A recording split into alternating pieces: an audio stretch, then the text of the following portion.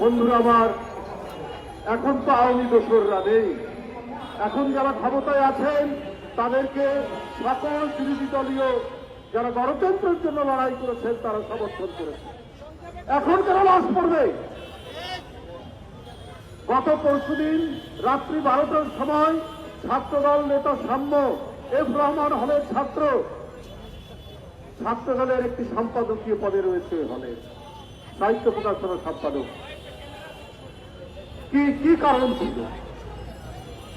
কি অন্যায় করেছিল সাম্য? পুলিশ গ্রেপ্তার করেছেন তিনজন ভবঘুরে। আমার তো মনে হয় এর মধ্যে রাজনৈতিক কারণ আছে। রাজনৈতিক কারণ না থাকলে এই ধরনের সাম্য, যার চেহারা সুদর্শন, সৌম্য, নাম তার সাম্য, তাকে হত্যা করবে কে? ভবগুরুরা কেন হত্যা করবে? কদিন আগে সে ফেসবুকে একটা পোস্ট দিয়েছে, কারণ শাহবাগে জাতীয় সঙ্গীত বন্ধের জন্য একটা আন্দোলন চলছিল, তার বিরুদ্ধে সে একটা পোস্ট দিয়েছে যে আপনার জাতীয় সঙ্গীতের পক্ষে। এইটাই কি কারণ? আমরা দেখেছি ফাঁসিবাদের আমলে পার্শ্ববর্তী দেশের আগ্রাসনের বিরুদ্ধে, পানি আগ্রাসনের বিরুদ্ধে কথা বলতে গিয়ে আবরারকে হত্যা করা হয়।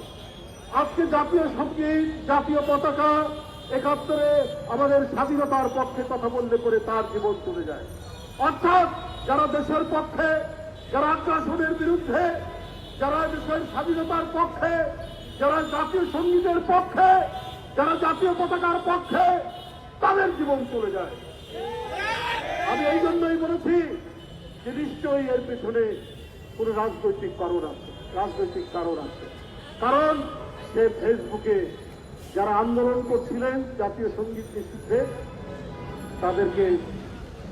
তাদের বিরুদ্ধে তার একটা বার্তা ছিল। এটাই কি কারণ? আমি পুলিশ বিভাগকে বলবো, ভালো করে খতিয়ে দেখুন। ভবঘুরে গ্রেফতার করেছেন। মানুষ কিন্তু সব বিষয় সহজভাবে নেয় না। সহজভাবে নিত যদি এই ডিপার্টমেন্টটি সবসময় আপনার সত্য এবং ন্যায় অনুসন্ধান করে যথাযথ ব্যবস্থা নিত, কিন্তু সেইটা তারা নেননি। যেমন আবরার হত্যাকাণ্ডে নেননি, তেমনি আরো ঘটনায় নেননি। আজকে পরিবর্তিত পরিস্থিতি, হাসিনা নেই, দোসররা নেই, রক্তপাত হওয়ার কথা নয়, তারপরও জানুয়ারি মাসে এই বিশ্ববিদ্যালয়ে তুফাজ্জল নামে একজন যুবক, তাকে হত্যা করা হবে কেন?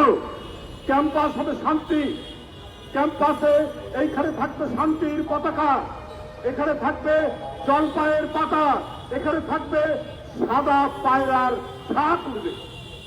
সেই ক্যাম্পাস যেখানে শিক্ষা বিতরণ, শিক্ষা গ্রহণ, তারুণ্যের ঝলক, যারা এই শিক্ষা নেবে, সেইখানে কেন রক্তপাত? সেখানে এই গণতন্ত্র এবং ফ্যাসিবাদের, গণতন্ত্রের বিজয় এবং ফ্যাসিবাদের পতন, হাসিনার মতো নিষ্ঠুর নারী আর রাজ সিংহাসনে নেই, তারপর কেন ক্যাম্পাস হবে হিংসার অধিক্ষেত্র? তাহলে কেন ক্যাম্পাস হবে রক্তপাতের একটি জায়গা? এটা তো হওয়ার কথা নয়। আজকে ভাইস চ্যান্সেলর সাহেব আপনার কাছে গিয়েছিল ছাত্র দলের নেতারা বিচার চাইতে, কারণ বিশ্ববিদ্যালয়ের ছাত্র সাম্য মারা গেছে। আপনি বিরক্ত হয়েছেন, আপনি ক্ষুব্ধ হয়েছেন, আপনি তুই তোকারি করেছেন ছাত্র নেতাদেরকে। কেন ছাত্র নেতাদেরকে তুই তোকারি করেছেন? আপনি শুনতে চান না, কারণ সাম্য ছাত্র দল করে। আপনার রাজনৈতিক চিন্তা দর্শন কি আমরা জানি, আমরা ইতিমধ্যেই জেনেছি।